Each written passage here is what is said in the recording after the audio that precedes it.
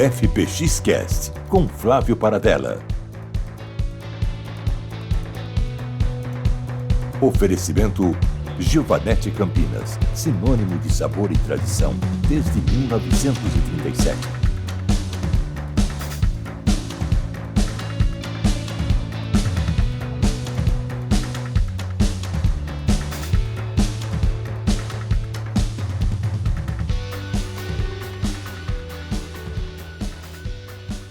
Olá, muito boa noite. Começa mais um FPX Cast, o número 69. Eu agradeço mais uma vez a todos que já estão aqui com a gente para acompanhar mais um episódio do FPX Cast, que está integrado ao Pod Conecta da Rede Conecta de Rádios, ampliando esse debate sobre temas que impactam diretamente a nossa vida. E hoje vamos falar sobre algo que afeta todos nós, todos os dias, justamente o clima. Nos últimos anos, Campinas e a região metropolitana têm convivido com eventos cada vez mais intensos. Ondas de calor históricas, períodos de estiagens, temporais severos, vendavais, enchentes e mudanças bruscas de temperatura que passaram a fazer parte da nossa rotina. Bom, e ao mesmo tempo, o mundo acompanha uma formação de um novo episódio, de um fenômeno chamado El Niño, que pode influenciar o comportamento das chuvas e das temperaturas nos próximos meses. Mas afinal, o que Campinas pode esperar? Estamos vivendo uma nova realidade climática, a gente já sabe qual é essa realidade. E as cidades estão preparadas para enfrentar eventos extremos cada vez mais frequentes? Para discutir esses temas, a gente recebe no FPX Cast a meteorologista, pesquisadora do CEPAGRE da Unicamp, a professora Ana Ávila, a quem eu agradeço por estar aqui com a gente em mais um episódio. Muito obrigado, professora. É um prazer estar aqui com você, Paradela. Vamos falar bastante sobre isso, vamos falar sobre a Unim, mas antes, sempre agradecendo aos patrocinadores, apoiadores aqui do FPX Cast. Começando pelo Giovanetti Campinas, sabor e tradição desde 1937. Giovanetti.campinas, @giovanetti.campinas no Instagram para você seguir. Agradeço também a Capita Barber, meu amigo Guilherme, @Capita Barber no Instagram. Isso tudo que eu estou falando aqui, é no Instagram, então @Capita Barber. Agradeço também ao pessoal da Banca do Rock, @Banca do Rock Campinas. Você também encontra nas redes sociais. Clube Cultura, @Clube Cultura Oficial. E Leandro Garcês Advogados, @Leandro Garcês Advogados. Além disso, peço para você se inscrever aqui no canal no YouTube do FPX Cast. Se inscreve no canal, clica no sininho. Distribui esse link aí pelo WhatsApp para que a gente possa crescer ainda mais, trazendo assuntos relevantes da nossa região e também seguir nas redes sociais. Estamos em todas, seja aí X, TikTok, Instagram, Facebook, tudo @FPXcast. Então vamos lá, vamos nessa mais episódio, FPX Cast número 69. Lembrando, Matheus Rodrigues que faz aqui a supervisão técnica e a apresentação é de Flávio Paradella, que sou eu. Vamos falar sobre El Niño, mudanças climáticas, previsão do tempo. Mas, professor, eu ia começar a falar desse super El Niño, mas não posso deixar de falar desse inverno que começou justamente nesta semana e totalmente atípico, pelo menos na minha concepção. Porque a gente espera frio, claro, mas aquele tempo seco. E o que a gente está tendo é muita chuva desde o início do inverno. Na verdade, nos últimos 3 semanas aí, a gente teve chuvas acontecendo no finalzinho do outono e agora nesse comecinho aqui desse inverno. Está realmente diferente, professora? Sim, está diferente. Nós estamos com um inverno atípico. Haja vista a chuva, nós estamos observando já um volume bem expressivo nas últimas 24 horas, né? Então, é o mês de junho, que é um período seco, né? Como você bem disse, o inverno é o período mais seco que nós temos e nós estamos com a expectativa de um inverno que está se mostrando aí com uma cara de úmido, chuvoso e com expectativa de que isso se estenda ainda por pelo menos aí mais um período do inverno. Praticamente o inverno a gente espera que ele seja de normal acima da média com relação às chuvas. Tem alguma explicação para essa chuva neste exato momento? Ou nesse período aqui de finalzinho de outono? Agora? Parece que está chovendo só quando tem jogo do Brasil na Copa do Mundo.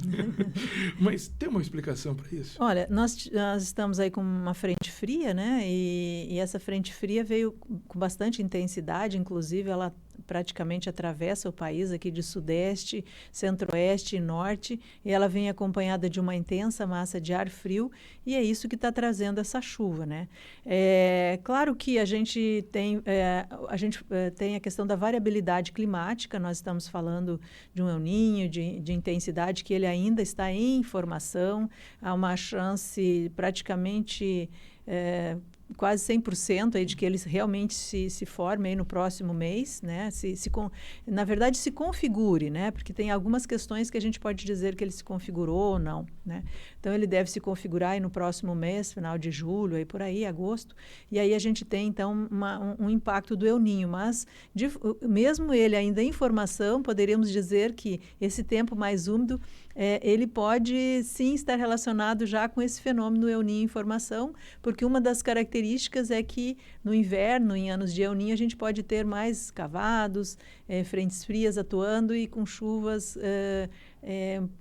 Na verdade, um inverno mais úmido, quando a gente tem anos de El Niño, é uma chance maior de que isso aconteça e é o que está acontecendo agora. E antes da gente falar dessa configuração do El Niño, até voltando nessa chuva atípica para esse finalzinho de junho, comecinho do inverno, traz um alento pelos níveis pluviométricos que a gente teve nesse ano, né? Se a gente falou de um ano de 2025 de maneira regular, tinha mês que chovia pouco, tinha mês que chovia muito, pelos números do CEPAGRE aqui, até agora um ano com chuvas muito abaixo, né, da média histórica que a gente teve, tanto de janeiro para fevereiro, quando são os tempos mais que chovem mais, mas nos outros teve um mês que foi 1 milímetro apenas, até a informação do CEPAGRE. E agora, essa expectativa, geralmente junho é bem mais baixo, se a gente está falando dos 50 milímetros, a gente já está chegando ali próximo ao limite, ou até já passou dessa média histórica, ou seja, deu um alento para um ano que está bem complicado nessa chuva aqui para a nossa região, né?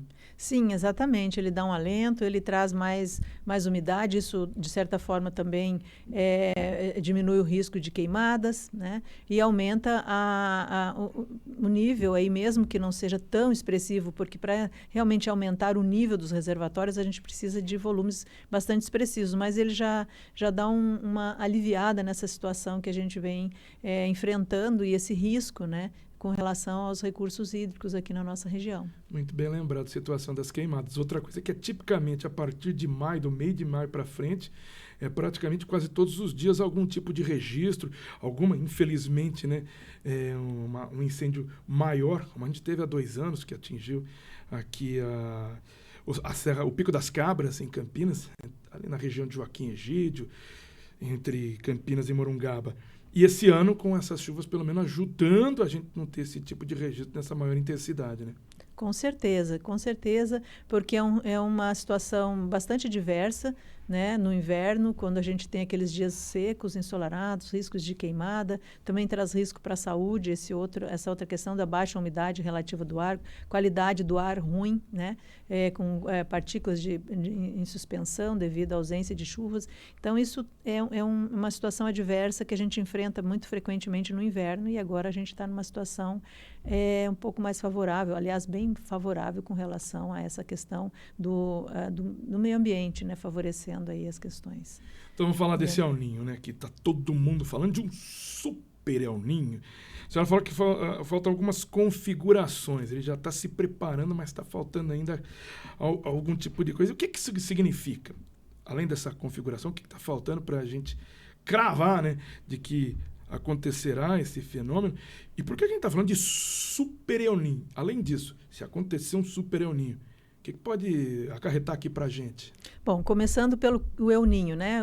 O conceito, é muito importante a gente ter essa noção do que é o El Niño. O El Niño, ele é um fenômeno que ele fica fixo lá no Oceano Pacífico, próximo ali ao Equador. O nome El Niño é o menino em espanhol, e ele começou a ser observado mais ou menos na época de Natal pelos pescadores, porque a água mais quente dificulta a pesca, e aí então foi uma observação dos moradores, pescadores daquela região ali do Equador, do Peru. Então, El Niño é o menino Jesus, né, por conta de acontecer nessa época de Natal. Então, ele se configura por duas questões. A questão oceânica, que é o aumento das temperaturas, anomalamente ali naquela região, E essa há uma resposta da atmosfera, né?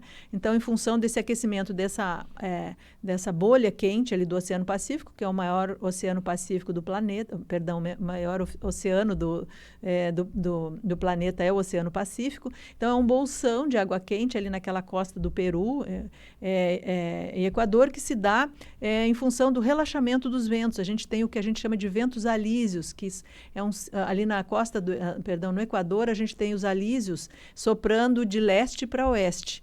Né? E com isso há esse movimento das águas em resposta a essa circulação de ventos. Quando esse vento se torna menos intenso, ele enfraquece ou até ele pode inverter de sentido e se tornar de oeste para leste, o que acontece? As águas ali vão ficando mais aquecidas numa região que tem o que a gente chama de ressurgência, ou seja, ali a gente tem as águas, o vento ele faz esse movimento, né, na costa do Equador, na linha do Equador, né, perdão, e fazendo com que as águas ali fiquem mais quentes, né? Se esse vento ele vai diminuindo de intensidade, as águas ali vão ficando mais paradas, digamos assim, de uma forma bem simples seria isso. E aí as águas vão aquecendo, tem muita radiação solar, né? Então as águas vão se tornando mais aquecidas e fica essa bolha quente. E em resposta a isso, a atmosfera muda também, né? E quando a gente tem a mudança do padrão da pressão na atmosfera, na região ali da Polinésia Francesa e da Austrália, né, há uma mudança no padrão de pressão. E aí, então, a região mais quente, a pressão fica menor e, com isso, é uma configuração de que, então, o El Niño está formado, né? Então, agora, o que nós temos nesse momento, né? Por que a gente diz que ele ainda está em formação, né? E que é uma chance praticamente inevitável que ele realmente ocorra? É que as águas do Oceano Pacífico aqueceram de uma forma muito rápida, né, surpreendentemente rápidas esse aquecimento, por isso também que vem se falando muito no Super El Niño, né? Então, essas águas mais quentes geram essa circulação da atmosfera, que é isso que a atmosfera já está respondendo, mas ainda não podemos dizer que ela já está totalmente acoplada à questão oceânica. Bom, se isso realmente vier a acontecer, a probabilidade parece ser muito grande, né? O que pode acontecer para a nossa região? Porque muita gente está acontecendo lá na costa do Equador, perto do Peru. Por que isso aqui influi para Campinas, para a nossa região metropolitana? O que isso traz? Bom, como o fenômeno, ele fica, como eu disse, ele fica parado. É um sistema climático de larga escala que fica ali, naquela região, né? Conforme eu descrevi, espero que não tenha confundido mais, né? Porque não é tão simples assim, né? Mas, de forma geral, o que ele faz? Ele faz com que a circulação da atmosfera mude em algumas regiões, com chuvas em algumas áreas, secas em outras. E aqui, para a nossa região, nós estamos numa região bem de limite entre uma área mais quente e seca e uma área mais úmida para o sul do país, né? Então, a gente está bem nesse limiar. Então, de forma geral, o principal impacto que nós temos aqui, cientificamente comprovado, é a questão do calor, né? Então, por exemplo, nós estamos numa expectativa de um El Niño se formando. Você vai dizer, poxa, mas a gente está com inverno frio, como que... Então, vejam que faz parte dessa variabilidade natural, ao mesmo tempo que a gente está com chuvas acima da média, que poderíamos até, digamos, dizer que pode estar relacionado com o El Niño. Por outro lado, nós temos a temperatura mais baixa por enquanto. Mas a primavera deve ser de temperaturas bem mais altas. Já agosto a gente já tem, então, o inverno, assim, mais para o final, já a gente vai ter temperaturas mais altas. E isso é um dos impactos do fenômeno El Niño. Então, nós temos o El Niño impactando com relação ao aumento das temperaturas para nós aqui na primavera, verão, a gente vai ter também um verão, espera-se, né? Isso é uma probabilidade, né, para dela. É muito importante a gente ter isso em mente, que são probabilidades, né? Então, nós temos a probabilidade de que o verão seja um verão mais quente e a primavera também, já a primavera mais quente. A gente pode cravar não, mas tendo essa probabilidade, ele se formando, trazer esse verão mais quente, mas não necessariamente para nossa região aqui, mais chuva. Por enquanto, eu diria para você, olhando os modelos que eles estão prevendo para os próximos meses, eu diria para você que nós teremos aí um inverno úmido, né? A primavera também vai começar já com chuvas, então, veja bem, se nós estamos falando da primavera mais quente e uma tendência até de chuvas que os modelos estão apontando, significa que essas chuvas, elas, em função do calor, elas podem vir mais volumosas, mais intensas, então riscos de tempestades, né? E aí depois, mais para o final, né, no meio da primavera, já comecinho de verão, assim, a gente vai ter bastante calor, e aí dias alternando, períodos longos, secos, né? E com isso temperaturas bastante altas, com ondas de calor. Isso é o que nós estamos esperando, é uma probabilidade. Então, essa probabilidade de termos um segundo semestre bem diferente do que foi o primeiro, né? Exatamente.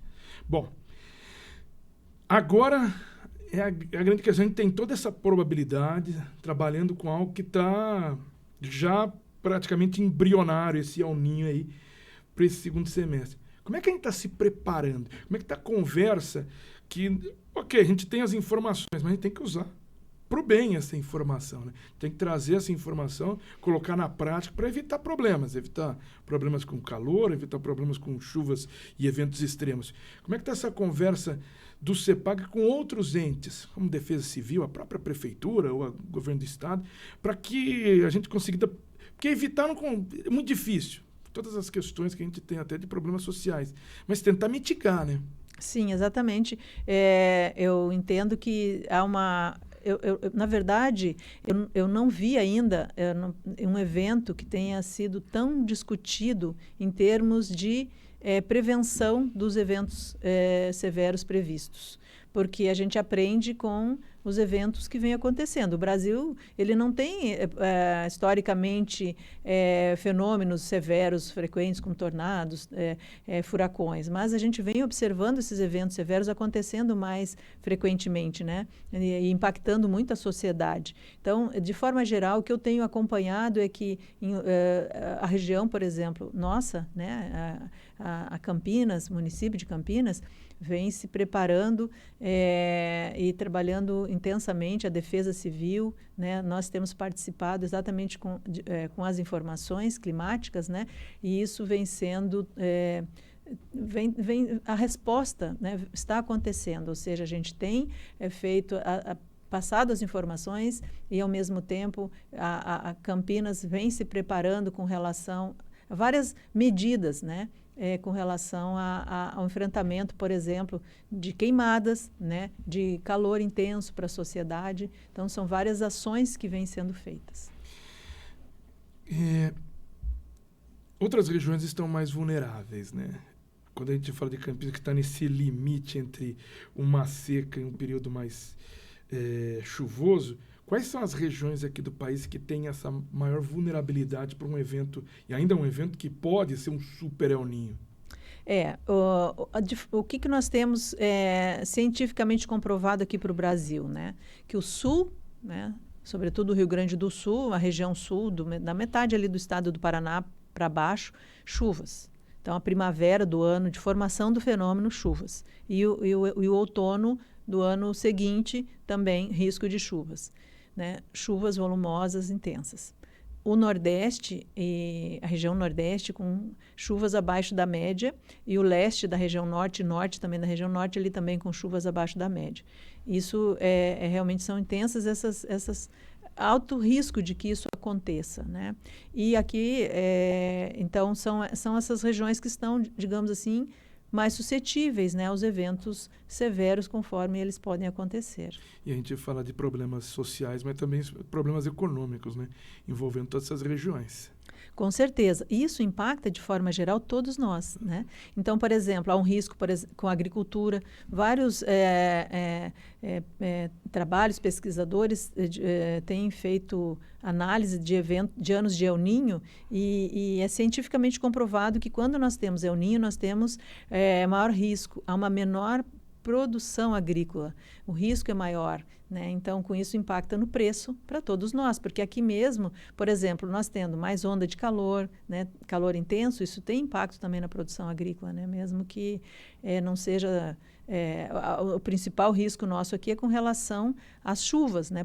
Por ser um clima tropical, mas, de forma geral, a alta temperatura também traz risco à produção, diminui a qualidade, aumenta o risco de pragas e doenças. Então, tudo isso tem um impacto com relação a alimentação, a agricultura, de modo geral.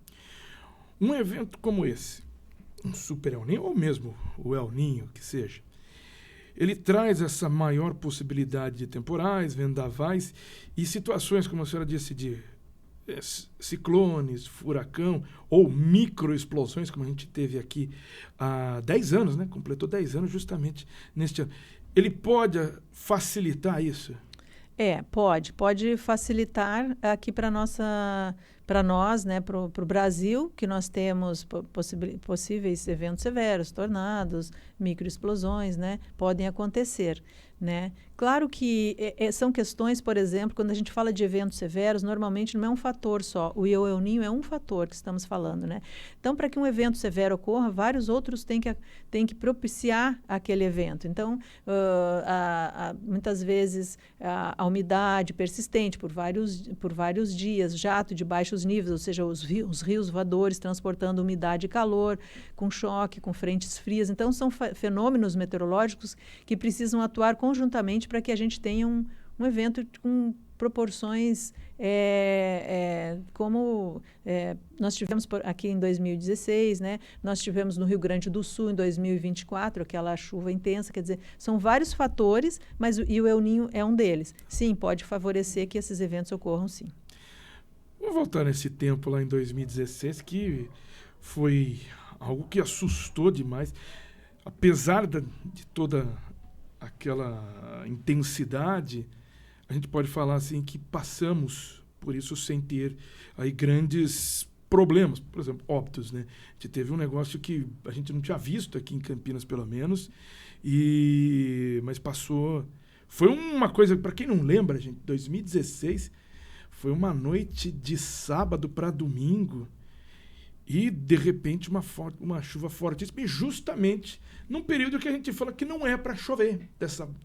Justamente foi nesse período aqui. Foi 5 de junho. 5 de junho, finalzinho aí do outono, indo para o inverno. E, de repente, uma tromba d'água em determinadas regiões, mas em outras a situação foi ainda pior. Ficou um rastro, né? Certinho, assim, quando se via no mapa daquele rastro de destruição e a passagem desse tal de microexplosão. Primeiro, o que é essa microexplosão e como ela se forma num ambiente como esse aqui de Campinas? Bom, a microexplosão e tornados são fenômenos severos. Eles têm por característica a formação num curto espaço de tempo. Então, em questão de minutos, você tem a formação. Então, por exemplo, aquele evento, quando a gente olha uma imagem de radar, a gente imagina, nossa, é uma bolha muito pequena. E como que isso teve esse poder de destruição tão grande? Então, é isso. Eles são fenômenos que se formam em questão de minutos, né? Então, são de difícil previsibilidade, mas a gente consegue, por exemplo, indicar riscos de que algo severo possa vir a acontecer devido às condições atmosféricas. Mas, se esse fenômeno vai realmente se formar, a gente só consegue observar ele quando ele já está praticamente em formação, né? Então, por isso, o risco é grande e a atenção sempre com relação aos avisos e alertas, que hoje a Defesa Civil do Estado tem investido bastante, até por conta de uma outra tragédia que aconteceu em São Sebastião. Então, sempre, infelizmente, esses eventos, eles vêm também para trazer para a gente a necessidade da preparação, né, para respostas rápidas. E como é que ele se forma? Como é que é essa microexplosão? E também essa diferença entre um tornado e uma microexplosão? Bom, o que nós temos? Se formos olhar em termos de escala de intensidade, os tornados são os eventos mais severos, mais destrutivos, né? Um tornado em escala 5, ele pode atingir, são raríssimos, mas podem atingir até 500 quilômetros, o vento pode atingir até 500 quilômetros por hora, quer dizer, é algo assustador, né? A microexplosão, ela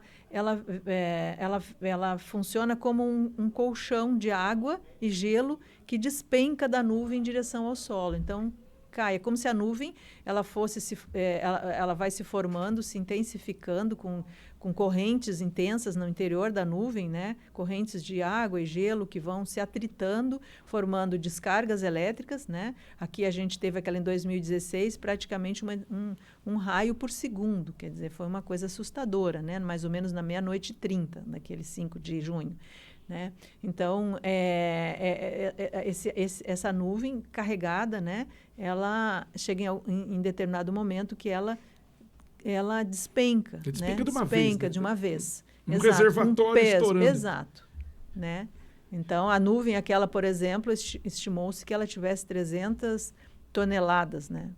Então, uma coisa é gigantesca. Ela, em termos de dimensão, ela praticamente cobria todo o estado, assim, todo o município de Campinas. Ela cobria uma área muito grande.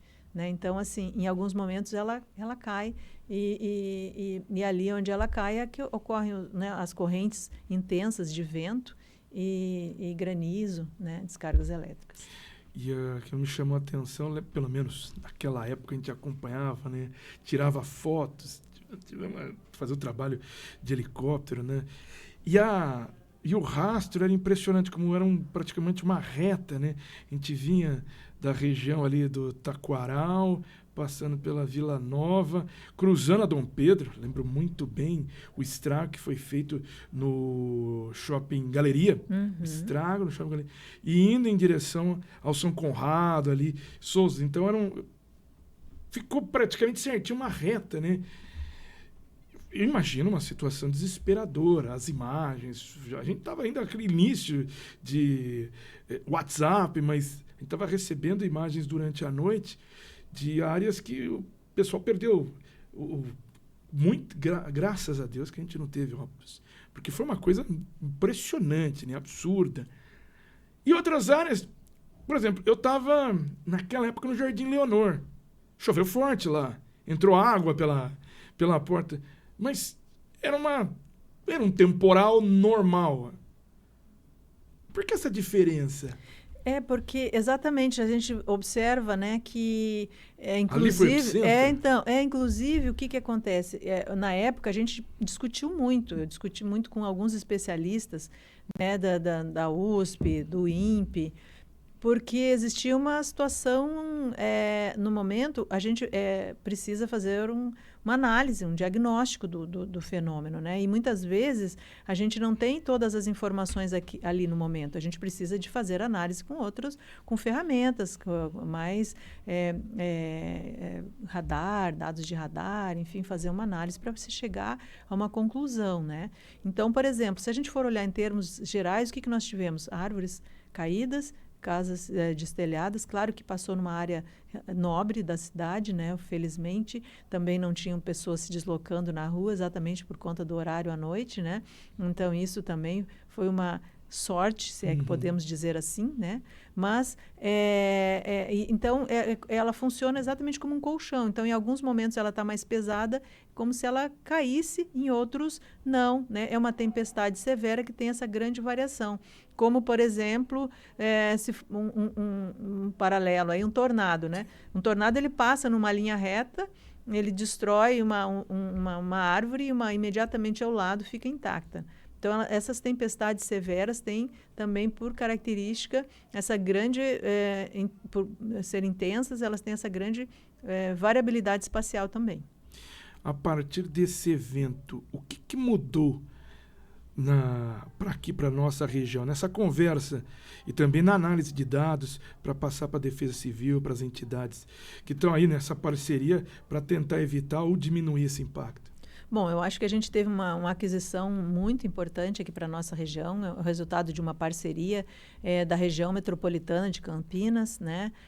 a Gencamp, Conselho de Prefeitos, que financiou a compra de um radar, e a Unicamp fez uma contrapartida, até porque pelo tempo e mudança de valor, né, da moeda, por ser um equipamento importado, né, mas resultou nessa parceria da gente termos hoje um radar instalado aqui na nossa região, um radar banda X. Então, hoje, por exemplo, essas imagens de radares chegam à Defesa Civil Estadual, que tem lá no seu painel vários radares do Estado, inclusive expectativa de outras aquisições de radares no Estado de São Paulo, mas o radar da região metropolitana de Campinas chega lá e serve como auxiliar para os avisos e alertas que é disparado pela Defesa Civil do Estado. E esse radar, até retomando aqui, eu lembro de conversas ainda quando meu pai estava na rádio e fazia as discussões com o CEPAG, com o Hilton Silveira Pinto, porque era uma demanda muito antiga, né, de um radar meteorológico aqui para Campinas, e essa situação não saía realmente do papel, né? Estou falando aí de décadas, né, de trazer um equipamento como esse, porque a gente ia buscar informações lá em Bauru, né, se eu não me engano, ou em outras situações, mas Bauru era o que estava mais próximo para essa área. E faltava uma interligação, ainda mais para o tamanho de uma região como essa aqui de Campinas, para ajudar outras cidades aqui, não só da região metropolitana, mas a administrativa, né? Sim, exatamente. Existia já um sonho antigo do CEPAGRE de termos um radar, houve várias tentativas, né, de termos um radar aqui, inclusive um radar instalado na cidade de Presidente Prudente. Houve um início de negociação de trazer esse radar para cá. Por outro lado, também houve, por parte da Defesa Civil, uma tentativa, né, mas isso foram tentativas mais individuais. Então, essa foi uma iniciativa, digamos que, quando a gente uniu esforços, né, da Defesa Civil, das prefeituras que entenderam a necessidade, né, do investimento, porque a gente precisa do investimento, é caro para a gente poder ter um sistema, né, de avisos e alertas, ferramentas que possam nos subsidiar para dar essas informações, porque são muito rápidas, né? Então, precisam de sensores, né, que possam dar essa informação rapidamente para que seja disparado um aviso, um alerta. Aquela tragédia em São Sebastião, no início do governo Tarcísio, foi um ponto de inflexão no governo estadual para, a gente precisa melhorar, sim, essa rede? Com certeza, com certeza. Aqui nós começamos em 2016, né, nessa iniciativa da região metropolitana de Campinas, em parceria com a Unicamp, e a tragédia de São Sebastião foi, sim, uma virada muito grande, porque foi uma tragédia, e a partir dali a mudança foi muito importante nesse sentido de subsidiar a Defesa Civil para que ela, né, possa avisar, enfim, porque foi uma tragédia sem precedentes ali em São Sebastião. Que a gente teve outras tragédias nesse período, né? Eu lembro de uma de Francisco Morato também, muito forte, isso ainda no governo Dória. Mas essa foi muito emblemática, né, o que aconteceu. Se a gente tivesse mais possibilidades de alerta, possibilidades de uma prevenção, acho que muita gente teria ali saído viva um evento tão extremo como foi, né? Na verdade, assim, existia uma previsão, né, de que teríamos chuvas volumosas, mas foi uma área turística, né, uma área que foi um feriado de carnaval, muitas pessoas se deslocando para lá, e uma área de alto risco, que é uma região montanhosa, onde o solo ali facilita, né, esse deslizamento, né? Então, como eu falei antes, né, um desastre com essas proporções, pelo próprio nome, desastre, são vários fatores conjuntamente, né? Então, foi isso, e talvez essa necessidade que a gente vem, essa conscientização que a gente vem tendo, de que, se o evento é severo, precisamos tomar realmente ações para evitar perdas de vidas, né? Pessoal pergunta, chegou um radar novo, está instalado, está funcionando. Num evento como o que a gente teve lá em 2016. A senhora já disse que é muito difícil porque ele é muito rápido, né? Ele acontece e vai se formando. Tem muitas coisas. É um desar de avião, é muita coisa acontecendo ao mesmo tempo para ter aquela situação. Mas daria hoje para dar um alerta, como a gente tem para o seu broadcast, né? Dar um alerta, opa, tem alguma coisa acontecendo mais drástica, mais severa. Sim, como eu falei, né, essas informações do radar nosso aqui, essa rede de radares, ela chega na Defesa Civil Estadual, que os meteorologistas informam, né, o risco e é disparado o aviso, o alerta, e hoje você recebe no celular, né, essa informação. Então, sim, com certeza, porque inclusive naquele evento, a Defesa Civil recebeu, mais de 30 minutos depois do evento acontecido, chegou o aviso, né, por conta de ser uma informação em nível federal, né, do CEMADEM, né, é um órgão federal cuidando do Brasil em toda essa dimensão. País continental. País continental, ao mesmo tempo você tem várias situações de risco, né? Então, realmente, isso dificulta muito, né? Então, essa questão por exemplo, dos países que tradicionalmente têm os eventos severos, eles têm redes, né? Redes de informações. Você tem a escala, né? Federal, estadual, municipal, né? Então, essa questão de centros regionais é uma proposta que funcionando, ela é uma solução ideal para esse tipo de situação. Porque, por exemplo, se nós estamos olhando para um radar aqui na região metropolitana de Campinas, ou propriamente o Estado, já significa que ele já está olhando para uma área menor, né? Isso já dá uma chance maior de que realmente os avisos e alertas têm um potencial muito maior de serem divulgados em tempo. Eu trago aqui uma passagem. Foi 2012, eu estava em Orlando, lá nos Estados Unidos, e estava no shuttle lá, né, indo de um parque para o outro, de um parque para o hotel, e ele estava na rádio lá, escutando música e tal, conversando com o motorista. De repente, isso sol, tal. De repente, abruptamente, a programação cai e entra um alerta. Ele falou, é alerta de tornado. Você está com alerta de tornado aqui. A formação desse tornado estava na costa da Flórida, lá em Tampa. Mas havia a probabilidade desse tornado seguir para dentro do continente e passar na região de Orlando. Uma probabilidade pequena, mas mesmo assim, ele falou, isso aqui não adianta a gente mudar de rádio, não. Está em todas as rádios e todas as TVs. Neste exato momento, o alerta está sendo dado, por quê? Uma concessão pública e tal, mas está sendo passado para todo mundo. Então, isso, para quem está na TV, para quem está no rádio que está usando, está recebendo esse alerta nesse exato momento. É uma utopia isso aqui acontecer aqui no Brasil, para a gente ter esse tipo de alerta? Eu acho que a gente está caminhando para essa situação, para condições melhores e mais assertivas. Eu entendo que a gente já avançou bastante em função até desses fenômenos que a gente já mencionou, e a ideia é que a gente vá avançando cada vez mais, né, Paradela, porque assim, a gente está no momento realmente de transição. Muitas vezes, ainda de forma bastante surpreendente, os eventos severos estão acontecendo. É inevitável, é inegável isso, né? Na verdade, nós estamos já antecipando que coisas que a gente estimava lá pela 2030 em diante, a gente já está vivendo, já está acontecendo. Então, essas coisas vão acontecendo naturalmente, eu entendo, que aqui também para o nosso país. Claro que tudo depende de investimento, e não é barato. Tá, Para conseguir um radar como esse, precisou de um investimento, de um financiamento e uma participação conjunta, né? A Gencamp, Unicamp, governo do estado, as prefeituras, e todo mundo teve que estar engajado para o mesmo caminho, né? Sim, exatamente. Você tem uma questão do investimento por aquisição do equipamento, você tem a questão da manutenção. A manutenção não é barata, né? É um desafio, porque você precisa que o sensor esteja funcionando na hora que você precisa, né? E você tem a questão de manutenção, você tem a questão de profissionais que saibam interpretar as informações para divulgá-las, né?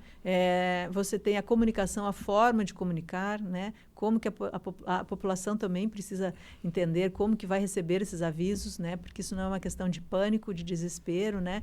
E que existem probabilidades. A gente precisa entender também as limitações, porque muitas vezes nós estamos falando de probabilidade. Não é uma certeza. E quando a gente tem a probabilidade, existe um risco de ação. Você vai tomar uma ação em função daquela informação que você recebeu. Isso tem um custo. E, às vezes, você pode agir e, de repente, aquela situação não ser naquela proporção, né? Então, tem várias questões envolvidas, mas eu entendo que a gente está caminhando para isso. E a questão da população é muito importante, nós sabermos comunicar para todas as pessoas, para que todas as pessoas saibam interpretar as informações de acordo com que se ela sabe ler, se ela consegue ver, se ela consegue ouvir, de forma que ela consiga claramente entender as informações. E não a questão do alarmismo, né, do pânico, porque isso também é uma outra questão que dificulta também o conhecimento. E como é que fica nessa comunicação? Acho que essa é uma parte extremamente importante, porque a gente vem tendo esse aprimoramento tecnológico e de alertas. Mas a gente é um povo bem cético, né? A gente gosta de uma crítica. E recebi o alerta, olhei para fora, mas nem choveu. Ué, e aí fica... Porque a gente vai passando... Aí é a questão da credibilidade, né? Aconteceu dois... Como é que trabalhar isso? Porque eu imagino que deve ser algo muito difícil conseguir apontar que determinado local vai ter aquele... Você está recebendo um alerta. Não está significando que vai chover. Mas o cara bate, mas aqui não está chovendo, nem choveu. Tem uma garoinha. Mas em outra... Aí a gente vê que na região, na verdade, numa cidade ao lado, teve uma chuva muito forte. Mas como é que a gente trabalha essa comunicação para que se evite esse ruído maior nessa credibilidade? Bom, aí nós temos duas questões, né? Que é a questão da assertividade, né? Então, por exemplo, nós temos aqui, nós estamos numa região, e na verdade o Brasil como um todo, ele pertence a uma área onde a gente tem os eventos severos de mais difícil previsibilidade. E essa previsão, em curto prazo, ela é a mais desafiadora, a mais difícil. E não é aqui no Brasil, é no mundo inteiro, né? Então, por exemplo, quando você recebe um aviso, um alerta nos Estados Unidos, você já entende como que você vai agir e qual que é o nível de probabilidade de que aquilo vai acontecer. Porque quando você aperta um botão do alerta, realmente a coisa é muito séria e eles setorizam, ou seja, aquele alerta vai para uma área onde realmente há uma maior probabilidade. Então, nós temos a questão da cultura, do entendimento do evento e de realmente saber o que fazer, porque também se a gente recebe o alerta é importante a gente saber o que fazer diante de determinada situação, porque pode ser um vento forte, pode ser granizo, pode ser um risco de alagamento, de enchente, quer dizer, são fatores, né? E, por outro lado, a questão da assertividade, né? Então, precisamos de sensores, né? Para que a gente possa dar os alertas o mais assertivo possível, para evitar exatamente que a gente caia muito na questão de de alerta, e a coisa não acontecer na forma que foi alertada, porque isso também gera um certo descrédito, né, das pessoas que passam a ouvir um alerta e entender que aquilo faz parte da rotina dela e que não vai agir, não vai tomar ação nenhuma. Então, são essas questões que nós precisamos trabalhar e tem muita coisa ainda para ser feita nesse sentido. Professora Ana Ávila, partindo desse assunto e dessa credibilidade e da comunicação, o quão ruim foi esse final de semana o sistema ter sido invadido, né, que essa é a principal suposição, uma invasão hacker que dispara um alerta para determinadas áreas. E isso acontece ainda depois de um jogo do Brasil, com várias televisões ao vivo, transmissões ao vivo, recebendo aquilo nos estúdios e virando vira uma coisa cômica naquele ponto, né? O pessoal lá falando, tá brincando, mas não tá nada, não tem informação, tô olhando, tô vendo estrela, o que eu tô recebendo isso? E ninguém entendia no momento que era receber alerta severo, misantropia, esse tipo de invasão. O quão isso pode atrapalhar na comunicação e o quão ruim foi? Isso é muito ruim, infelizmente, né? Nós passamos por isso, né? Então, por exemplo, quando nós tivemos aquele evento em 2016, alguns dias subsequentes, recebemos informações de avisos e alertas de escolas que chegaram a fechar, recebendo alertas de que aquilo se repetiria. Né? De que alguns já recebemos, já circulou algumas mensagens de que teria um tornado, de que ia destruir a cidade, ou enfim, uma região daqui um dia, 2 dias, 3 dias, ou enfim, né, com algumas horas de antecedência, quando na verdade não tinha informação nenhuma. Então são as fake news, né? Infelizmente nós passamos por isso. Isso é muito ruim para a credibilidade da nossa profissão, do nosso trabalho, infelizmente, né? E acaba que isso se multiplica muito rapidamente, né? Infelizmente. O alarmismo, o pânico é mais fácil de entregar, né? De engajar. Exato. Bom, a partir de agora, como é que está essa integração entre as cidades? Eu lembro que a gente ia falar de 11 dos 20 municípios, né? Naquele início com a integração do sistema dos radares. Isso já se elevou? Sim, nós temos hoje, todos os municípios da região metropolitana de Campinas recebem as imagens, né? Tem uma plataforma, nós temos profissionais que estão trabalhando e já disponibilizaram uma plataforma de acesso para as defesas civis, né, onde elas acessam as imagens do radar que gera informações a cada 5 minutos. Então, hoje, todos os municípios recebem essas informações, as imagens do radar. E, como eu falei antes, além dos municípios, né, das defesas civis, nós temos a questão da Defesa Civil do Estado, que recebe essas imagens também em tempo real. Em uma situação de uma chuva extrema, qual que é o caminho da informação até ele virar esse alerta para a população mesmo?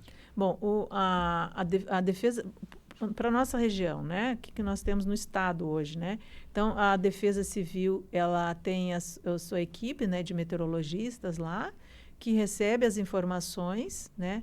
E aí, dependendo do risco, da probabilidade, aí o meteorologista informa esse risco para a Defesa Civil, que vão discutir, se reunir sobre as áreas a serem atingidas, enfim, e são disparados, então, os avisos e alertas, dependendo da intensidade do evento. Então, é mais ou menos dessa forma. E o alerta ele vai ser emitido dentro daquela área de risco, né? Porque você pode, de repente, morar numa determinada região, receber o aviso e a outra pessoa, num outro bairro, não receber, porque ali não tem o risco do evento ocorrer.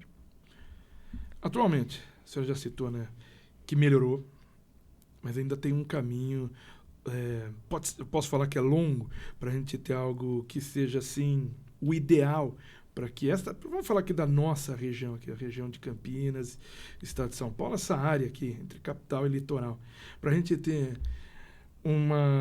algo mais ideal. O que está faltando? Tecnologia, falta investimento, capacitação. Capacitação está faltando em várias áreas, né? A gente conseguir, a senhora mesmo citou agora, né? Pessoa que consegue pegar esse dado, analisar e passar para frente, dar essa instrução. Qual é hoje o principal desafio? Bom, eu acho que nós avançamos muito, né? Isso é inegável, né? Agora, a gente sempre vai aperfeiçoando, né? Então, você tem a questão do número de pessoas para poder atuar, a formação desses profissionais, né? Os sensores, né? O estado de São Paulo, por exemplo, ainda está adquirindo outros radares, né? Isso faz parte de um processo, né, que demanda tempo. Então, por exemplo, o radar meteorológico, você não vai numa loja, escolhe um radar e traz. Você precisa encomendar o radar com determinadas configurações e ele vai ser produzido. Isso tem um tempo, né? Tem o tempo de licitação, quer dizer, tudo isso são processos que demandam tempo, naturalmente. Não é porque é falta de vontade, absolutamente, mas é um processo natural que tem esse tempo para se completar, né? Então, eu entendo que nós temos, sim, avanços necessários a mais longo prazo, né? De ser feito em determinadas regiões, pessoas que ainda vivem em áreas de risco, como que está sendo essa questão da expansão das cidades, né? Isso tem um impacto também com relação às áreas que podem ser afetadas, né? A impermeabilização das cidades com relação às enchentes, alagamentos. Então, são vários fatores, né, que ainda precisamos ir aperfeiçoando. É um longo caminho. Eu acho que os melhores países, os melhores países que eu digo no sentido de países que já têm por tradição os eventos e que têm um investimento, né, eles ainda estão continuamente. É um caminho que você não chega a um determinado ponto e diz, nossa, agora está tranquilo. Agora está tranquilo. Não existe, porque os eventos, eles sempre podem nos surpreender. Ainda mais com as coisas mudando do jeito que estão mudando e rapidamente, né? Eu queria saber também da área da senhora, que a gente fala dessa capacitação. Tem mais gente chegando? A senhora está vendo que, como também em outras áreas, isso está mais escasso? Eu entendo que tem mais gente chegando, as pessoas estão olhando mais para isso, tem pessoas se capacitando fora do Brasil, voltando, né? Porque nós temos países, né, que têm mais especialidades, né, que já têm por tradição. Então, muitos estão indo para fora do país se capacitar, trazendo novas informações, metodologias, né? Eu entendo que sim, nós estamos aqui, temos universidades das melhores do mundo, né, com profissionais também que estão investindo, né, em capacitação aqui no país. Então, sim, nós temos profissionais chegando com informações atualizadas e, como eu falei, né, a gente está num processo de transformação. Cada dia a gente tem informação nova. Nesse processo de transformação, a senhora já citou alguns pontos aí que as cidades poderiam fazer, deveriam, né, fazer, como olhar para suas áreas mais afetadas, olhar para suas situações mais sociais, pessoas vivendo em áreas de risco. Atualmente, essas cidades, os municípios aqui da nossa região, que têm situações diferentes, tal, mas elas estão olhando, elas estão realmente correndo atrás dessa situação que anteriormente a gente falava, um evento extremo, a gente sempre volta aqui em Campinas, uma tempestade, a gente sempre tem os velhos e bons, entre aspas, pontos que alagam sempre. Mas tem essas situações de vulnerabilidade. As cidades estão olhando para isso, estão correndo atrás para tentar resolver ao menos? Sim, eu entendo que sim. Por conta de pessoas, né, de áreas que estão, pessoas que estão em áreas de risco. Então, tem todo um trabalho e é um desafio muito grande, né? Imagina você ter seu histórico, né, de vida numa determinada região e, de repente, você precisa sair daquela região ou recebendo o aviso e alerta de que você precisa sair. Então, são desafios enormes que só os desastres vão trazer, a realidade, né, vai trazer para nós.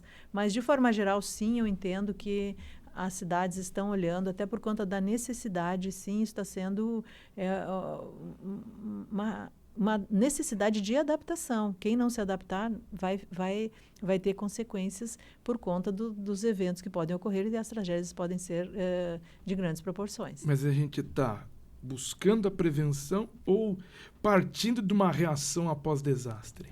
Olha, se formos falar pela região metropolitana de Campinas, especificamente por Campinas, eu entendo que a gente está buscando muito a questão da prevenção. Se fala muito, muito, muito na prevenção. Eu acho que esse projeto todo, tudo isso, ele vem buscando a prevenção. Vamos lá, para esses próximos meses, a senhora já citou aí uma possível mudança drástica do que a gente teve nesse primeiro semestre para o segundo semestre. Mas qual que deve ser realmente a grande preocupação? O calor mesmo aqui para a nossa região? É o calor.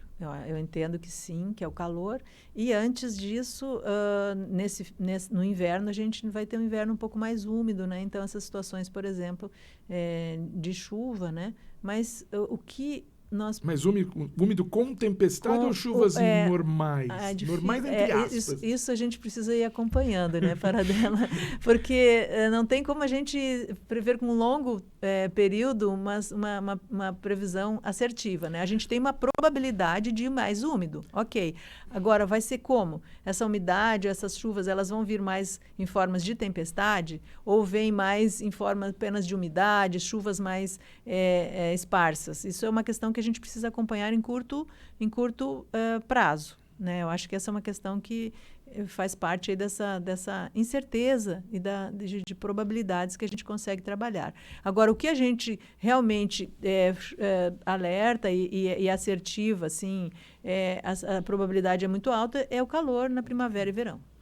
Porque a gente fala, no comecinho aqui da nossa conversa, nesse período aqui, nesse comecinho de inverno, atípico, mas até esse momento, 50 milímetros de chuva. Isso em 72 horas é muita chuva, mas estando aí bem... Se choveu 1 milímetro aqui, 2 milímetros e 4 milímetros, não é tão preocupante. Agora, se fosse 50 milímetros em 1h30, aí a gente está falando de um evento extremo, né? Exatamente.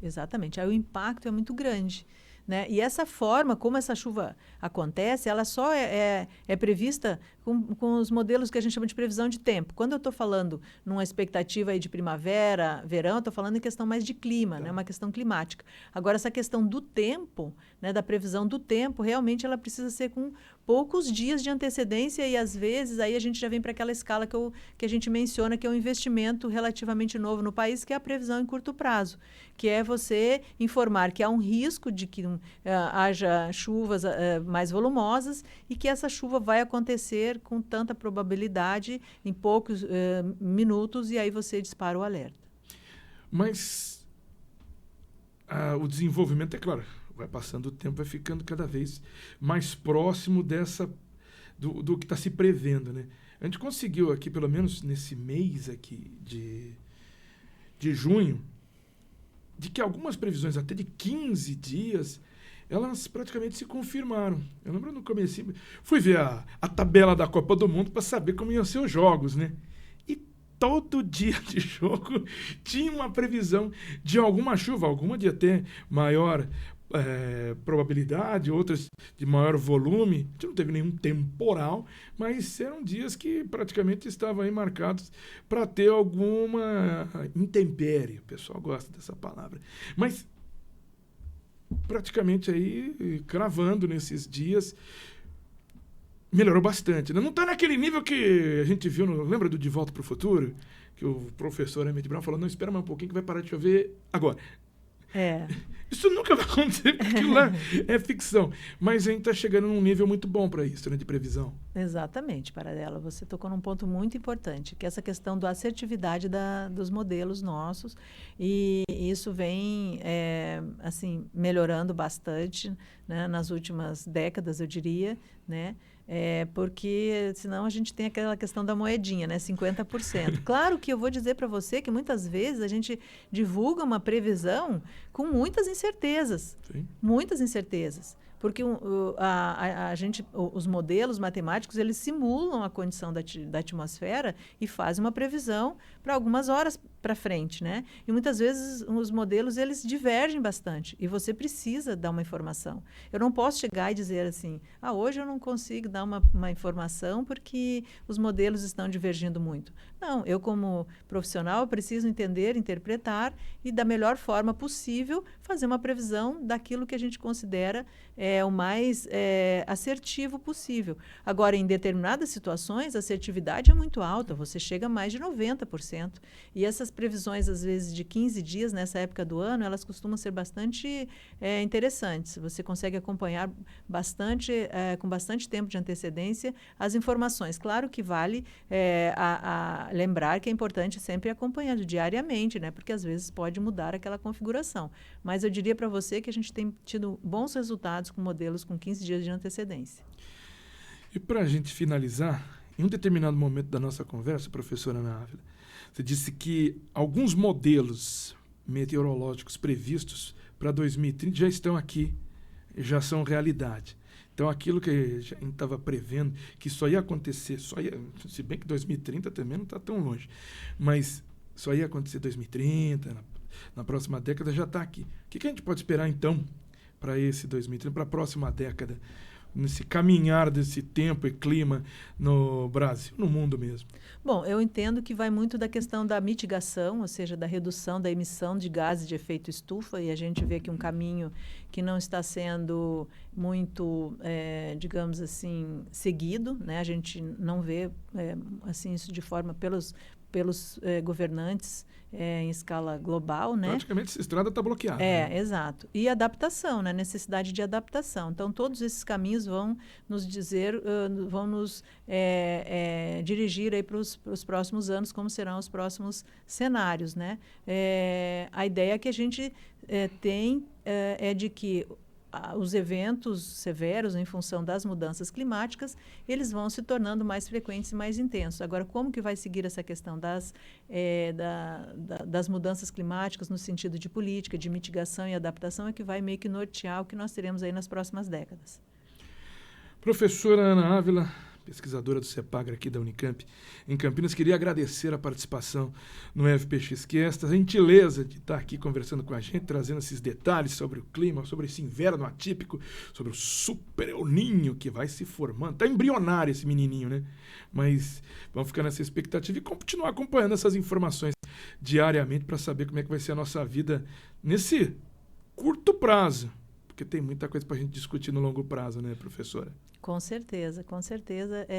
E o clima se tornou um fator fundamental, importante, mais discutido em todas as redes, exatamente por conta da necessidade, né, que a gente está vivenciando dos impactos, né, nas nossas vidas. Professora Ana Ávila, muito obrigado. Foi um prazer muito grande estar aqui hoje conversando com você. Muito obrigado. Conversamos com a professora e pesquisadora do CEPAGRE da Unicamp, Ana Ávila. E eu queria agradecer a todos que já estiveram aqui com a gente neste episódio número 69 do FPXcast. A gente vai terminando agora. Eu sou Flávio Paradella. Juízo.